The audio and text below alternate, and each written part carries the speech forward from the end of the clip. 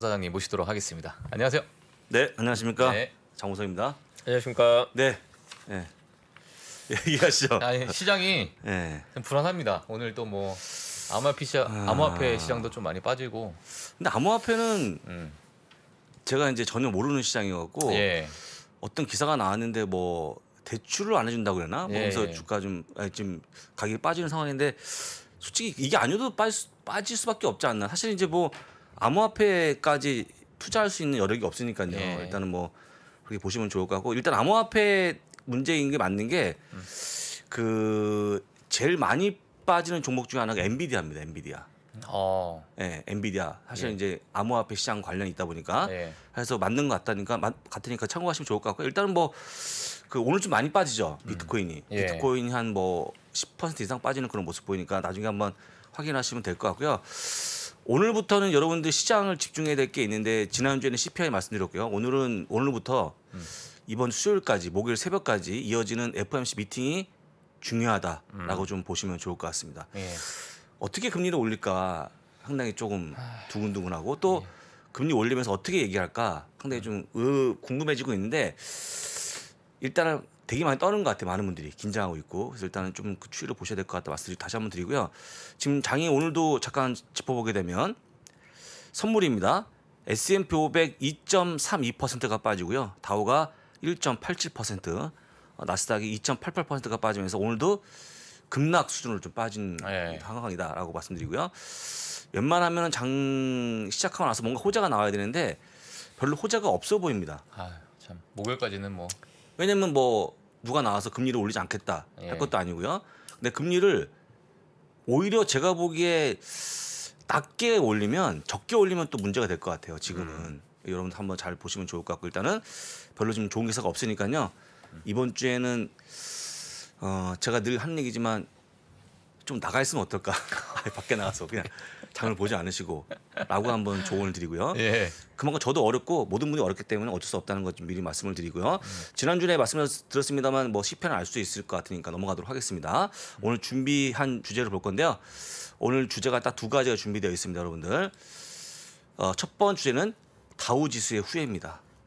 네, 다우 지수의 후예. 다우 지수의 후예. 다우가 지금 후회하고 있다는 거. 레피니티가 전망하고 있는 인플레 정점이 언제인지도 같이 보시면 좋은데요. 상당히 좀 유용한 정보니까 예. 언제 정점이 나오는지 지켜보시면 좋은데요. 일단은 좀 멀어 보입니다. 정점이 멀어갖고요. 약간 계절이 바뀝니다. 찬바람 불면 하니까 좀 참고해서 보시면. 네. 겨울은 아니고요. 예. 찬바람 가을 불면 정도니까 좀 이따 결과를 좀 보시면 좋을 것 같습니다. 네.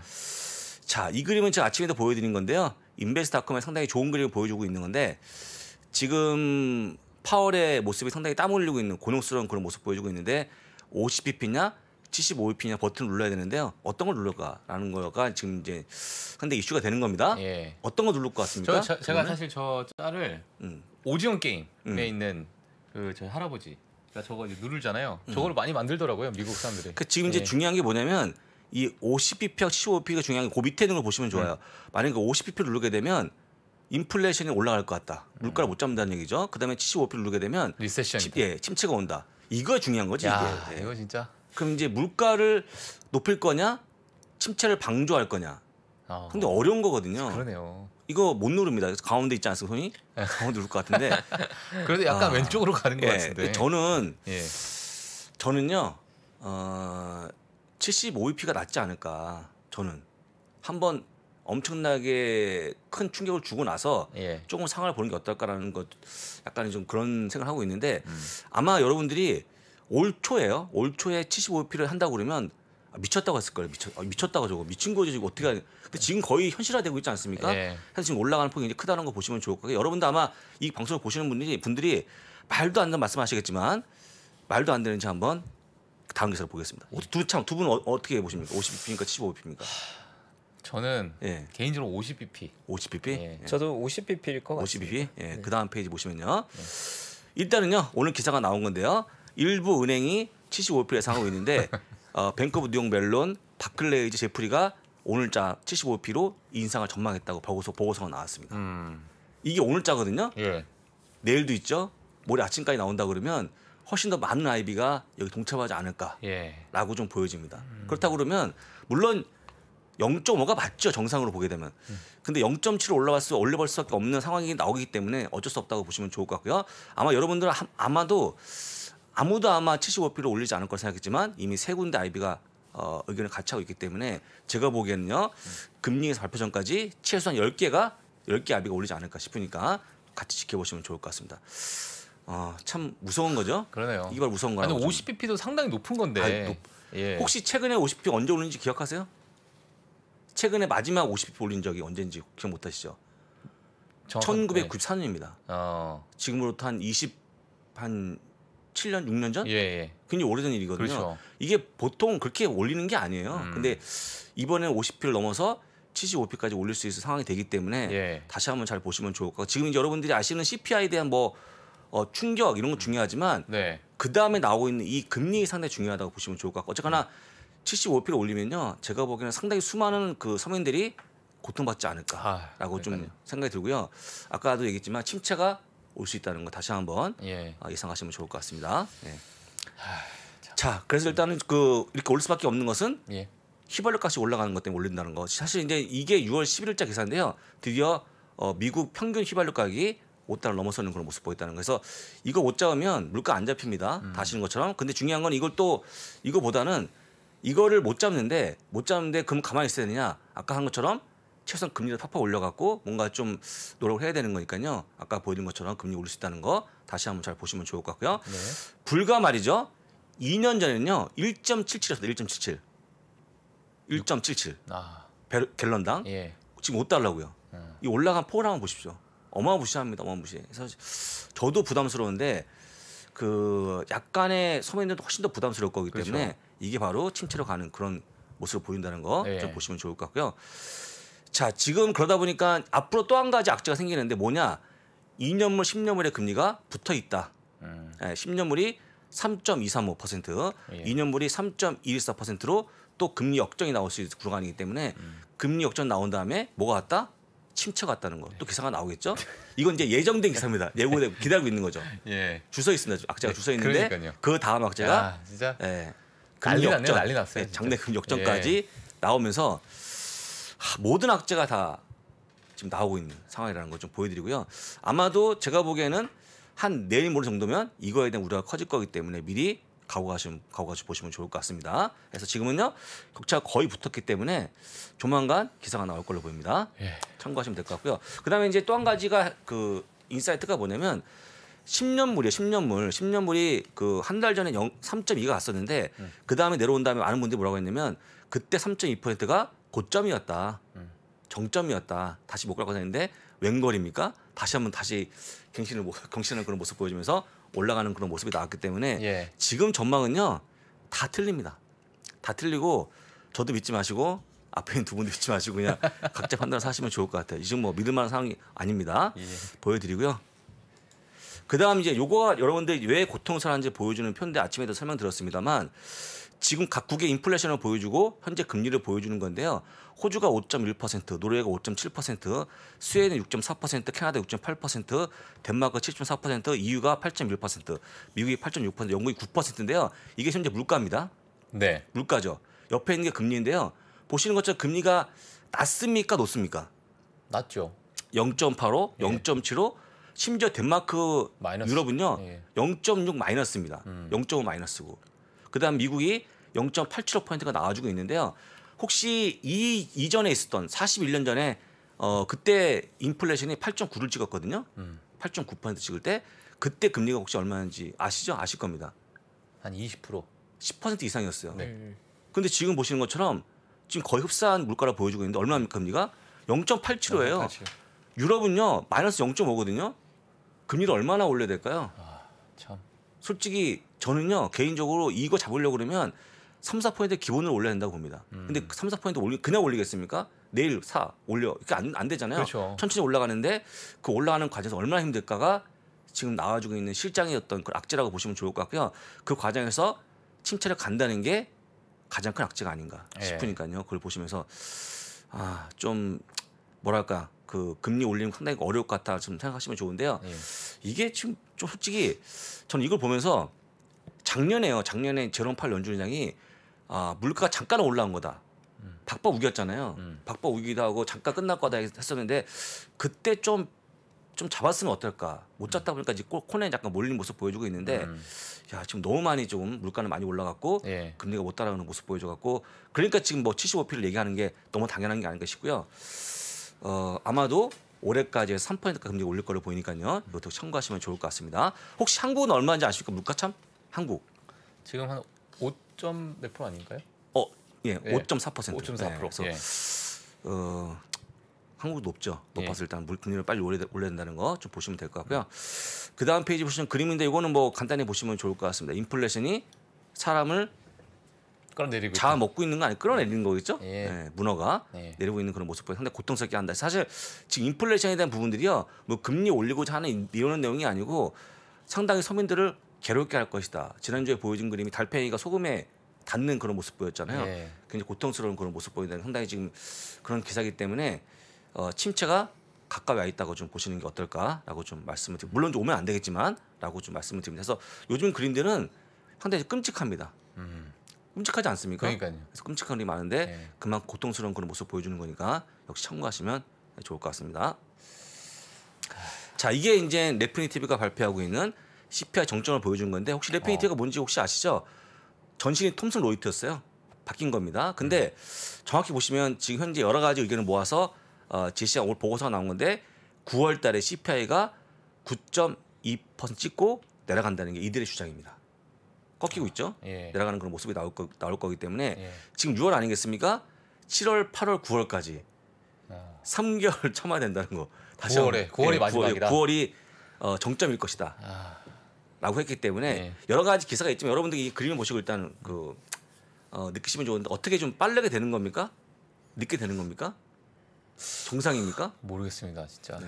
저렇게 될지도 모르겠고 사실 그 전에 저번 달, 저저번 달부터 다양한 그래프가 많이 나왔잖아요. 네, 많이 이제 나왔죠. 꺾인다, 뭐. 다 거짓말이었죠. 예, 그러니까요. 거짓말이었는데 예. 이게 10%는 못 간다는 보장도 없잖아요. 그러니까요. 예. 아무도 모르는 어떻게 될지 거거든요. 모르고. 근데 사실 솔직히 얘기하면 지금 이제 너무 가까이 있는 거 보는 것 같아. 가까이 있는 것만. 멀리 보게 되면 솔직한 얘기로 지금은 모른다가 맞는 것 같아요. 모른다가. 왜냐면 솔직히 뭐 기름값이 얼마나 올라갈지 누가 알겠습니까? 예. 또 전쟁이 175. 또 어떻게 될지 예, 모르겠고. 갈지도 모르는 거고요. 예. 식품 가격도 얼마나 올라갈지 모르는 거고 하다 보니까 또 주거 비용까지 해서 얼마나 올라갈지 모르는 상황에서 정점을 논할 수 있을까라는 게 좀 제 의견입니다. 사실 요번에 곡물 가격 오른 것도 기후 변화가 뭐 여러 가지 이제 그 경작을 해야 될 부분에서 못했잖아요, 많이. 근데 이게 재난이잖아요, 자연재해. 자연재해죠. 이런 걸 우리가 예상할 수가 없는 부분이기도 없죠. 하고. 예. 예. 그런 것도 있고 그러니까 참. 또 뭐 전쟁도 마찬가지지만 네. 그 세부적인 뭐 주거비도 마찬가지지만 그걸 다 체크할 수는 없잖아요. 예상할 수도 없고. 그래서 일단은 그냥 대응의 전략이 부관이기 때문에 예. 그냥 나중에 올라가면 대응할 수밖에 없다는 거 좀 보여드리고요. 하여간 이들 의견은 9월이 정점이었다니까 이것도 한번 잘 참고하시면 좋을 것 같고요. 맨날 거짓말입니다. 9월 가면 또 12월 하겠죠. 근데 제발 좀 9월이라도 됐으면 좋겠습니다. 진짜. 근데 뭐 이들이 또 일하는 게 아니니까 여러 예. 가지 데이터를 모아서 한 거니까 그냥 이렇다고만 보시면 좋을 것 같고 너무 맹신하지 말자는 거 네. 다시 한번 말씀을 좀 드립니다. 그래서 이분들도 뭐 거짓말 하고 싶겠습니까? 그러니까요. 맞추고 싶은데 예. 못 맞추는 게 어려운 거죠. 지금 뭐 하여간 여러 가지 변수가 많아서 일단 참고하시면 좋을 것 같고요. 넘어가도록 하겠습니다. 자, 다시 한번 각국의 어떤 올해 수익률을 보여주는 표를 갖고 왔는데요. 여러분들은 이 국가 옆에 있는 티커를 보시면 좋을 것 같아요. 혹시 칠레 투자하고 싶은 분들은 ECH를 투자하시면 좋습니다. 쭉 나와주고 있으니까 여러분도 아마 투자에 도움되는 거니까 예. 잘 보시면 될 것 같고요. 1등이 칠레였습니다. 약 25% 올라갔다는 거 보여드리고요. 뭐 사우디아라비아, 카타르 이런 쪽이 유가 때문에 올라가는 모습이 나옵니다. 얼마나 행복하겠습니까? 예. 국가 지수가 이렇게 많이 올라가는 바람에 예. 정말 부럽지 않습니까? 그 다음에 빨간 게 음수의 모습인데요. 지금 미국이 거의 18%가 빠져 있다는 것은 오늘 아마 이게 6월 10일짜리까지 모습이니까 아마 오늘 잘하면 베어마켓 진입할 수 있을 것 같은 느낌이 나오는 거예요. 잘하면요. 그러니까 좀 심하면 하락이 심하면 네. 들어갈 수 있다고 좀 보여줄 수 있습니다. 잘하면 안 되는데 오늘 그러면. 그걸 잘하면 안 되죠. 예, 예. 그다음에 못 해야 되는데. 바로 밑 다음이 한국입니다. 한국. 예. 약 18.9%가 빠져 있다는 거. 많이 빠져 있죠 지금. 그러네요. 그것도. 오늘까지 포함시키면 예. 더 많이 빠진 거죠. 예. 그래서 일단은 크다는 건데 많은 분들이 18%가 왜밖에 안 되는 거 말씀하시는데 이건 올해의 모습이고요. 예. 고점 되면 거의 19%까지 빠져있기 때문에 아까 얘기한 것처럼 베어마켓 진입이 가까이 왔다는 걸 말씀드리는 겁니다. 그래서 여러분들 쭉 보시면서 저 볼 때마다 네. 러시아가 진짜 99. 러시아가 99.8%가 빠져있다는 거죠. 이건 뭐 어. 그 스스로 자기 만들어낸 거죠. 이거는 어쩔 수 없는 거니까 보시면 될 것 같고요. 쭉 국가 앞에 보시는 티커를 다시 한번 참고하시면 좋을 것 같습니다. 넘어갑니다. 네. 넘어가고요. 네. 그래서 일단은 지금 보여주는 표가 뭐냐면 각국의 현재 퍼하고요. 2010년 1월달에 퍼를 보여줍니다. 2010년 1월이 뭐냐면 팬데믹 이전에 퍼를 보여주는 거거든요. 같이 보시면 좋은데요. 독일도 많이 빠졌네요. 그러니까 팬데믹 이전에 14.1배였던 퍼가 지금 10.7배입니다. 얼마나 많이 빠졌습니까 지금? 24%가 빠져 있어요. 예. 퍼를 보게 되면. 근데 이게 정상적인 구간에 팬데믹 빼고 본 거지 않습니까? 그러면 팬데믹 이전보다 더 실적은 올라갔지만 퍼가 좀 내려갔기 때문에 주가 하락이 과도했다고 보시면 좋을 것 같아요. 네. 영국도 20%가 빠져 있는 그런 모습이고요. 프랑스 17%, 이머징 마켓이 12%, 미국이 8%로 대부분 다 이 기간 또 실적이 올라왔지만 주가 많이 빠지는 바람에 퍼가 내려갔다고 보시면 되게 맞을 것 같습니다. 네. 엄청 내려가는 그런 모습 보여주니까 실제 이거 보면 싸죠. 싸서 사라고 말씀드리고 싶은데 이거 보다가 또 지수를 보면 시장을 보면 또 짜증나죠. 못 삽니다. 그래서 이거는 참고하시면 좋을 것 같고 이거 잠깐 보이는 표는 이유가 뭐냐면 그만큼 많이 싸져 있다라고 좀 보시면 좋을 것 같습니다. 실적을 뭔가 반영 못하고 있는 그런 모습이니까 안타깝지만 그렇다고 좀 보시면 될 것 같고요. 요 이머징 마켓은 한국도 별반 다르지 않은 모습이니까요. 역시 참고하시면서 보시면 좋을 것 같고요. 넘어가도록 하겠습니다. 또 자 이제 다시 한번 그 월드 이건 전 세계를 보여주는 건데요. 팬데믹 이전에 17배 달았던 퍼가요. 지금 15.4배니까요. 이것도 역시 많이 빠져 있다. 올라갈 때 27% 올라갔다가 29%가 마이너스하면서 빠져 있는 그런 모습이기 때문에 네. 전 세계적으로 봐도 상당히 싸다라고 네. 볼 수밖에 없는 구간이니까요. 혹시 주식에 물리신 분이 있다 그러면 저거 나는 싸게 싼 상황에서 물려 있으니까 버텨보자는 마음 가지라고 좀 보여드리는 글입니다. 어차피 지금 저점 매수하실 분들은 지금 안 사실 것 같아요. 지금 왜냐면 계속 사라고 했는데 계속 물렸잖아요. 예. 지금 안 사실 것 같은데 이왕 기다리신 분들은 이번 주 나오는 FOMC 미팅 결과를 보고 사는 게 어떨까라고 말씀을 다시 한번 드리고 네. 그게 끝나면 또 다음 또 PC이고 다음 또 CPI이기 그렇죠. 때문에 네. 평생 못 사기 때문에 여러분들 그냥 네. 농담이고요. 필요하신 분 사시면 돼요 그냥. 네. 뭐 잴 거 없이 특히 돈을 버는 기업인데 주가 많이 빠지는 게 없지 않습니까? 사시면 된다는 거 다시 한번 말씀드리고 뭐 쌀트 사는 게 정답이니까요. 잘 보시면 좋을 것 같습니다. 이럴 때는 그냥 실적이 좋은 기업들을 그렇죠. 보게 되더라고요. 그렇죠. 예, 계속. 그렇죠. 예. 무조건 실적 좋은 게 증가하고 사야 있는 되고요. 기업들, 예. 그다음에 좀 이따 더 좋은 거 말씀드리겠지만 여러분들이 가장 중요한 게 뭐냐면 실적을 건드려 버리면 장 진짜 급락해 버립니다. 근데 실적을 건드렸다고 생각하십니까 두 분? 실적을 건드리고 있나요? 아니 의외로 이거는 안 좋게 건드리고 나와도 있거든요. 예. 떨어지는 장이었어요. 그렇죠. 그게 문제일 뿐이지 예. 실적 원래 좋은 거니까 보시면 좋을 것 같은데요. 지금부터 잠깐 다우지수의 후회를 제가 좀 말씀을 좀 드립니다. 2년 전 8월 31일 날, 얼마 안 됩니다. 좀 있으면 이제 이 기념일이 다가오고 있는데 두 달 있으면 기념일이죠. 이때 엑슨모빌을 다우에서 편집시키고 셀포스닷컴을 편입했어요. 이때 2년 전에. 근데 그때부터 엑슨모빌은 151%가 올라갔고요. 예. 셀포스닷컴은 35%가 빠집니다. 만약 이때 이런 행동 안 했으면 다우가 얼마나 좋았겠습니까? 다우가 아마 제가 보기에는요. 지금보다 훨씬 덜 빠지는 그런 모습이 나오지 않았을까? 일각에서는 뭐 지금 현재 하락폭이 약 14%인데 최소한 10% 안쪽으로 들어왔을 거라는 분도 계시거든요. 좋았을 것 같은데 그때 이런 악수를 두는 바람에 일단 어려워지고 있다는 거 볼 수 있을 것 같고요. 물론 다우가 알았겠습니까? 유가 이렇게 올라올지 약간 우스갯소리로 말씀드리는 거 간단히 보시면 좋을 것 같은데요. 이거 보시면서 다음 페이지 보시면요. 네. 지금 만약 엑슨모빌이 만약에 올해 올라갔다 그러면 64%가 올라가서 1등이에요. 1등 다우 지수는. 이게 보시는 것처럼 전체 중에서? 예. 쉐보론은 2등이 52.3%니까요. 근데 머크가 있고 쭉 나와주고 있는데 올해는요. 여기 있는 종목이 플러스고 나머지는 다 하락이거든요. 근데 만약에 엑슨모빌이 있다 그러면 올해 1등이었습니다. 다우의 1등이 엑슨모빌입니다. 이게 없어졌죠, 근데. 에너지주를 샀었어야 됐는데. 예. 그래서 야 진짜 그 시기에 예. 이런 이제 운영이 열려갖고 이제 이 기업을 뺄 때 이 빼신 분들이 상당히 조금 땅을 치고 후회하지 않을까라고 좀 느낍니다. 그래서 여러분들 뭐 만약에 쉐보론을 빼거나 했으면 좋았을 텐데 예. 그때 엑슨모빌이 빠졌으니까 어쩔 수 없이 이거는 이제 계산할 필요가 없는 부분이 될 것 같고요. 여러분들 이것만 느끼시면 좋을 것 같습니다. 그래서 1등이 쉐보론이 다우에서 1등을 차지했고요. 꼴등이 보잉이었다는 거 36.9%가 빠진 걸로 좀 확인됐습니다. 자 저거 보면은 워렌 버핏이 정말 대단하신 것 같아요. 아니 왜요? 쉐보론하고 음. 지분 인수할 때 옥시덴탈 페트롤리움도 마찬가지고요. 다 에너지 기업을 갑자기 음. 뭐 물론 이제 그런 부분을 다 예상하셔가지고 뭐 매수를 하셨겠지만은 야 지금 보면 정말 그래서 지금 이제 다시 얘기하지만 예. 그 에너지 관련 기업들이 또 지난주에 옥시덴트 페트롤리움 주가가 많이 빠졌거든요. 최근에. 에보코에서 너무 비싼 게 아니냐 해서 그 목표 주가를 내리고 투자를 내리는 바람에 근데 이제 여러분들이 지난주에도 헤지펀드가 가장 많이 판 게 에너지주였거든요. 그래서 지금 많이 올라온 거에 대한 관심이 이제는 그런 여론이 크다 보니까 주식을 던지고 있는 상황이라는 거 꼭 기억하시면 될 것 같고요. 네네. 지난주에 보여드렸던 적정 주가 기억하시면 될 것 같고 목표 주가 적정 주가를 넘어서는 그런 모습 보여갖고 지금은 물론 유가 올라가면 버티겠지만 그게 좀 만약에 틀어지게 되면 급락할 수 있으니까 그 점 꼭 참고하시면 좋을 것 같고요. 예. 최근에 주가 좀 빠진다는 것도 말씀드려보도록 하겠습니다. 보시면 될 것 같습니다. 그 다음 페이지가 바로 이건데요. 여러분들이 드디어 이제 가장 중요한 그림이 나옵니다. 이 그림이 뭐냐면요. 넷 프로핏 마진입니다. 넷 프로핏 마진. 그러니까 우리가 매출 대비해서 순이익률을 보여주는 건데요. 지금 팬데믹 이전에 9.4% 11.6%까지 증가하는 그런 모습 보였습니다. 질적으로 좋아진다는 거예요. 네. 현재 기업들이 미국 기업들이 이게 미국의 모습을 보시는 거고요. 유럽은요. 팬데믹 이전에 6.5%에서 지금 8.8% 급증하는 그런 모습 보여갖고 일단은 실적이 좋아지고 있는데 질적으로 좋아진다. 질적으로. 사실 그래서 여러분들이 그 겪는 지금 여러 가지 뭐 금리 올라가는 거, 물가 상황을 보시면 또 침체가 온다니까 굉장히 두렵겠지만 적어도 기업들은 상당히 선방하고 있다는 걸 좀 보여주는 겁니다. 예. 그러니까 여러분들이 너무 걱정하지 마시고 물론 걱정이 되시겠지만 그 기간이 지나면 더 저평가된 기업들이 많이 나올 수도 있다. 이렇게 그렇죠. 볼 수 있겠죠. 만약에 시장이 조금만 정상화되면 예. 반등이 많이 나올 것 같은데 지금 아직까지는 뭐 저점을 놀아기 이르니까 어쨌거나 지금은 참고 넘어가야 되는데 적어도 요 숫자만 기억하시면 좋을 것 같아요. 현재 미국은요 11.6%, 그 다음에 유럽은요 8.8%. 네.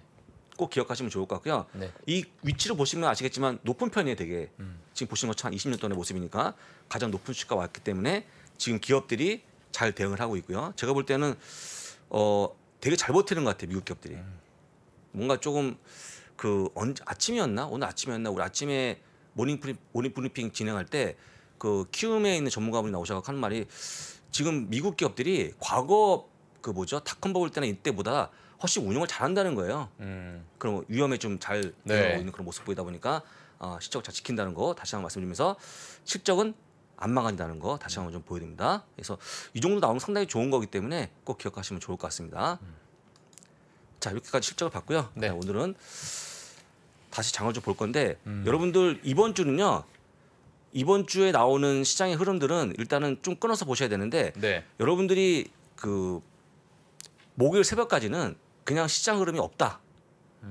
없다라고 생각하시대요. 없다. 왜냐면 어차피 제가 보기에 오늘처럼 비트코인이 많이 빠지면 주가 내려가는 정도라고 좀 보시면 되기 때문에 특별한 이벤트도 없고 물론 내일 PPI가 나오는데 PPI 갖고 이 장 못 끌어올리거든요. 그래서 지금은 이제 뭐 모든 사람들이 파월에 200만 초점 맞춰져 있기 그러네요. 때문에 네. 그날 새벽 목요일 새벽 그때 나오는 그분의 말을 듣고 움직이면 어떨까 말씀드리고요. 아직까지 어떻게 될지 모르기 때문에 일단 너무 매매하지 마시고 좀 멀리 보시고 좀 약간 기다리시면 어떨까 말씀 다시 한번 드리고요. 지금 다시 좀 선물 흐름을 보고 똑같습니다. 지금 이 2.81% 나스닥 이 폭이요. 오늘 하루 종일 이렇게 움직입니다. 거의 변동 없이 보신 것처럼 빠진 다음에 계속 옆으로 가는 모습 보여갖고 아직까지는 출발하지 않으면 별로 변동이 안 될 거니까 이것도 간단히 좀 보시면 좋을 것 같고요. 네. 그다음에 어떤 종목이 올라가는지 같이 보시면 좋은데요. 코인베이스 왜 올라왔을까요? 지금 뭐 가상화폐 비트코인 시장에, 예, 그렇죠. 그래서 올라왔으니까 예. 보시면 좋은데요. 코인베이스 안 봐도 비디오죠. 예, 21%가 야. 빠진다는 거 급락 수준이라고 보시면 좋을 것 같습니다. 예. 그다음에 마이크로 스트래티지 이 기업은 뭐 비트코인 워낙 갖고 있으니까 마이크로 스트래티지 역시 27%. 야. 이건 뭐 하한가네요. 하한가. 그러네요. 28%가 빠져가고 있는 그런 상황입니다. 많이 빠져 있는 그런 모습이고요. 가장 대장주인 엔비디아를 볼 건데 엔비디아가 뭐 물론 비트코인의 매출이 크지 않습니다만 5.44%로 대부분 다 비트코인과 관련된 모든 게 빠진다는 거 오늘 좀 보여드리고요. 예. 마침 비트코인 올랐으니까 비트코인 시세만 한번 확인해 보겠습니다. 비트코인이 14%가 빠지네. 23,000달러. 그래서 혹시 박종호 팀장 예전에 어떤 형이 사라고 했다고 뭐 그런 적이 아니었나요? 다른 분이었나? 비트코인이요? 슈카였구나. 슈카 아는 형이 막 예. 사라 예. 비트코인 그때가 얼마였습니까? 한 5만 달러 할 때였는데 사라고 해서 뭐 살까 말까 고민했었거든요. 예. 샀으면 아주 뭐 슈카님이 다시 못 볼 뻔했네 그거. 근데 어쨌거나 안 샀으니까. 그다음에 이더리움도 같이 볼 건데요. 이더리움은 17%가 빠진다는 것도 좀 보여드리고 어쨌거나 많이 빠진다는 거 좀 참고하시면 좋을 것 같습니다. 그다음 맵을 볼 건데요. 맵도 무너진다라는 표현이 참. 맵도 많이 빠지겠죠. 예. 아니 맵이 업데이트가 안 되는데요. 그러니까 어제 아니, 저번 농담이고요. 예. 똑같은 겁니다. 아. 똑같이 지금 그러니까 지난주 금요일자 똑같은 상황이에요. 똑같은 상황. 와. 숫자가 자세히 안 보면 야, 똑같이 진짜. 왜 업데이트가 안 됐지 저도 오늘 오면서 봤거든요. 왜 업데이트가 안 됐지 몇 번 눌러봤더니 똑같은 거예요. 숫자가 움직이잖아요 지금. 예. 그래서 오늘까지 또 빠지는 겁니다. 마이크로소프트 3%, 애플 3%쭉 빠지고요. 메타가 또 오늘 2.83%가 빠지고 170달러가 간다 한 모습입니다. 아마존 또 5%, 테슬라 4%가 빠져갖고 오늘은 정말 녹색이 거의 안 보이는, 진짜. 거의 안 보이는. 심지어 오늘은 에너지도 빠집니다. 에너지까지 빠지는 그런 모습 보여갖고 하락폭이 좀 깊을 걸로 보이니까요. 정말 참. 되게 어렵다. 그다음에 금융주까지 금리가 올라가면 올라가는 건 아니고요. 금리가 올라가야 되는데 경기 침체 때문에. 또 피해주로 예. 불려갖고 주가 많이 따는 것도 좀 보여드립니다. 그래서 오늘은요 만약에 별 상황이 없다 그러면 하락이 좀 심하지 않을까 싶으니까. 아니 뭐 요즘에 뭐 많이 전화 오지 않나요, 최파고님? 난리가 났죠. 예. 난리가 났죠. 네, 영업점은 지금 비상근무 체계죠. 비상근무 지금? 체계고, 예. 네, 일단 시장을 변동해서 예상보다 좀 많이 조정이 폭이 생각보다 너무 깊어지다 보니까, 예. 네, 요즘 사실 분위기가 그렇게 좋지는 않습니다. 아, 그래서 일단 무거워졌습니다. 그러니까요. 어떻게 그럼 대응하십니까? 일단은 현재 시장에서 사실 에너지주 포트폴리오 미리 간 분들은 대응을 하고 있는 거고, 그렇죠. 그게 아닌 예. 빅테크 위주의 포트폴리오는 지금 이미 뭐 현재 시장에 포트폴리오 변경하기 쉽지 않은 타이밍인 거니까 일단은 여유 현금 가지고 있는 거죠. 보수적으로 집행하는 거죠. 네. 그나마 현금으로 만들어 놓은 분들은 좀 버티는 것 같고요. 네. 그렇습니다. 그래서 오늘도 뭐 여러 가지 기업에 대한 뭐 투자가 올라가고 내려가는 것들이 있는데 저는 주가에 반응이 안 됩니다. 오늘 같은 날은 그냥 다 빠지는 거니까 그렇다고 좀 보시면 좋을 것 같고요. 어차피 유럽도 현재 한 2% 이상 급락하는 그런 모습 보여갖고 오늘은요 반등이 쉬워 보이지 않는다는 것 좀 말씀을 들어보도록 하겠습니다. 예, 저희 뭐 한번 종을 한번 치도록 하겠습니다. 자, 아까 어떤 쳐주시죠. 분이 뭐 저 메타 정리했냐? 아직 안 했습니다. 네, 가도록 하겠습니다.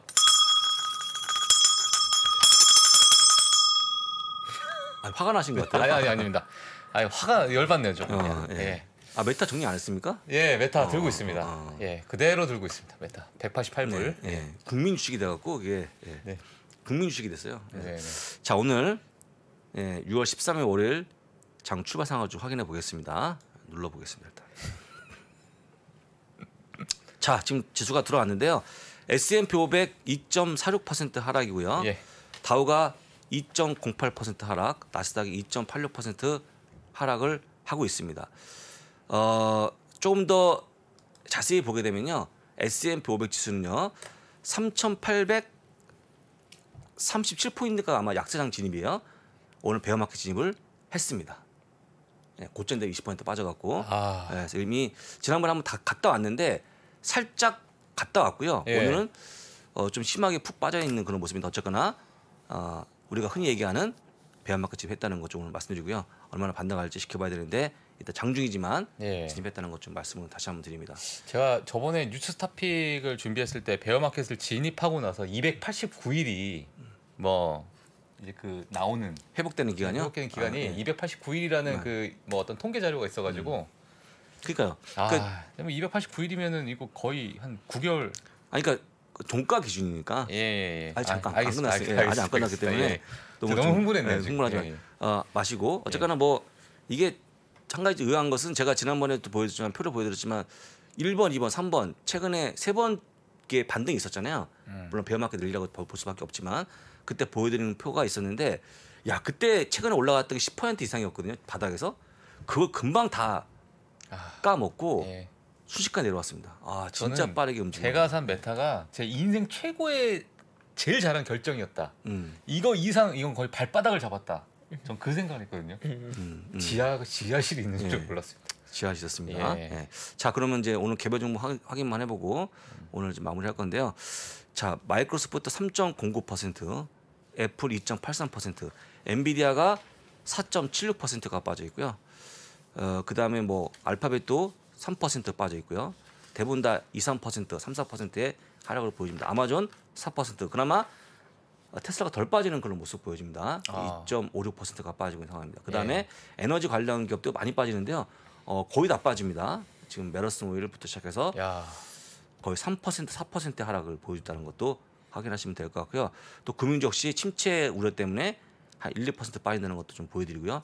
오늘 정말 올라가는 게 하나도 없네요. 야, 어떻게 저런 게 아예 나오지? 뭐 녹색이 안 보입니다. 예. 여기 하나 보일 것 같은데 요거 하나, 뭐예요, 요거 하나. 듀크 리얼티 코퍼레이션하고 이제 니치 기업 하나 올라가는 거 외에는 없고요. 다 빠집니다. 와. 이렇게 빠지기 쉽지 않은데 오늘 참 어려운 시장이 될 것 같습니다. 예, 참 오늘 술이나 한잔 해야겠습니다. 예. 예, 좀 그러네요. 예. 너무 많이 빠지네요. 예, 저희 오늘 또 마지막 또 시장을 또 꾸며주신 내일은 이번 금리 인상까지는 좀 봐야겠죠. 예, 봐야 될 것 같고 같이 또 장 부사장님하고는 계속 가야 됩니다. 예. 자, 오늘 마지막 시간 좀 꾸며주신 장우석 부사장님 감사합니다. 고맙습니다. 네, 감사합니다, 부사장님. 예. 네, 일단 그 지난주 금요일 시장이 나스닥이 3.5% 꽤나 깊은 조정이었고, 조금 눈여겨봐야 될 건 이제 우리가 연초에 봤던 2월과 3월의 조정 같은 경우에는 사실 이머징 테크라고 해서 나스닥 내에서 버블이 꼈던 작은 성장주들의 조정이고 빅테크는 버틴 모습이었는데 최근의 조정은 이제 좀 더 저희를 고통스럽게 만드는 게 국내 투자자들이 많이 가지고 있는 빅테크도 조정폭이 꽤 깊게 나오고 있거든요. 실제로 금요일에 그 나스닥 지수보다도 오히려 애플과 마이크로소프트 같은 빅테크 내에서도 가장 실적이 견고한 기업들의 낙폭이 조금 더 큰 모습이 우리를 좀 더 힘들게 만드는 것 같고요. 거기에 더해서 사실 오늘의 낙폭이 나오는 건 가상화폐 시장에서의 노이즈가 실물자산 시장에 영향을 좀 주고 있는 모습입니다.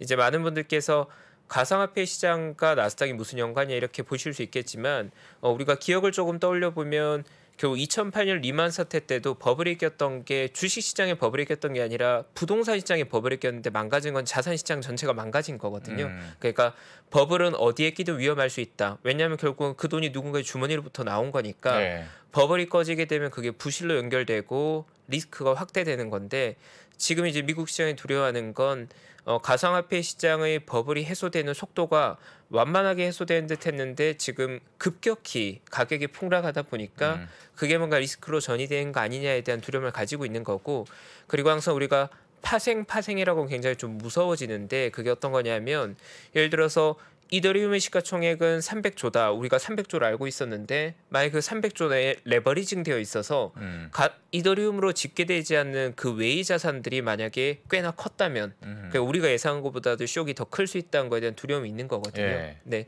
물론 아직까지 나온 뉴스만으로 봤을 때는 가상화폐 시장이 완전히 끝장나고 뭐 그게 완전히 부실로 이어질 정도까지는 확인하기 어렵지만 최근에 시장이 워낙 경직되고 두려움을 가지고 있다 보니까 가상화폐 시장의 어느 정도의 가격 과잉 해소되는 과정이 너무 급격하다 보니까 거기서 뭔가 문제가 생기는 게 아니냐. 2008년 리만 사태에 모기지 론이 망가지면서 시장에 충격을 준 것처럼 그런 충격이 재현되는 거 아니냐는 두려움을 좀 느끼고 있는 것 같고요.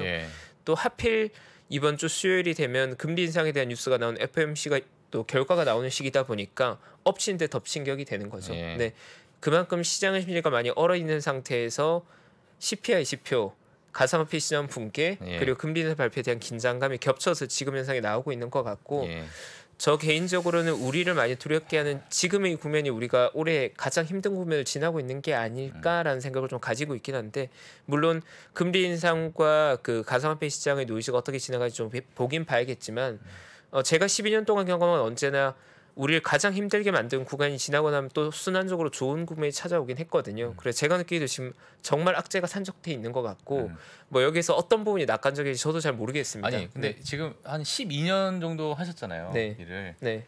요즘 같은 이런 장이 있었어요?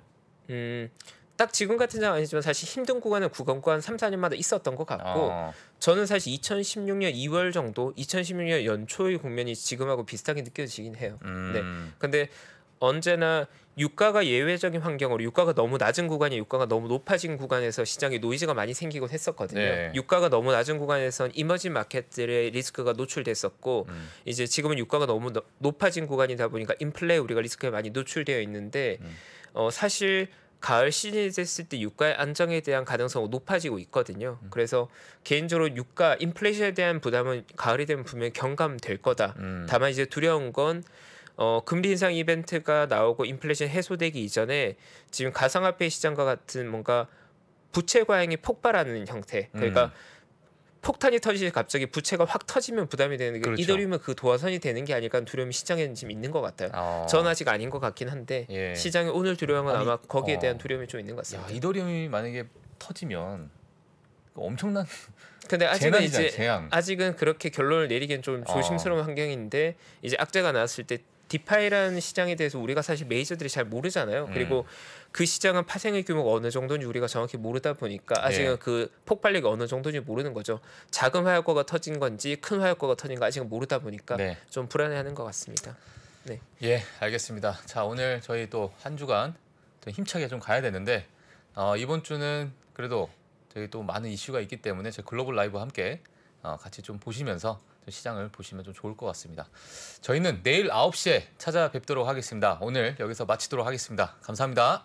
내일 뵙겠습니다. 미국, 중국, 러시아 이런 나라들의 움직임에 대해서 관심이 어느 정도 생겼는데 거기에서 우리는 과연 뭘까? 우리는 체스판의 말이 아니다라는 생각을 좀 해야 좋겠어요. 어떻게 생각하세요? 우리 편 누굴까를 좀 더 고민할 수 있지 않을까 싶어요. 뒤집어 질문을 해보면 그러면 아시아에는 우리 친구가 있을까요? 제가 지구본 연구소 진행하면서 사실은 되게 마음에 걸리는 이만한 짐이 하나 있어요. 우리 옆에 있는 동남아를 내가 모른다. 우리가 처해 있는 아시아라는 지역을 자꾸 방관하고 유럽이나 미국의 어떤 시각에 맞춰가지고 그런 이제 개별적인 지식 이런 것들이 묶여가지고 큰 흐름들을 만들어내는 이야기, 그런 경험.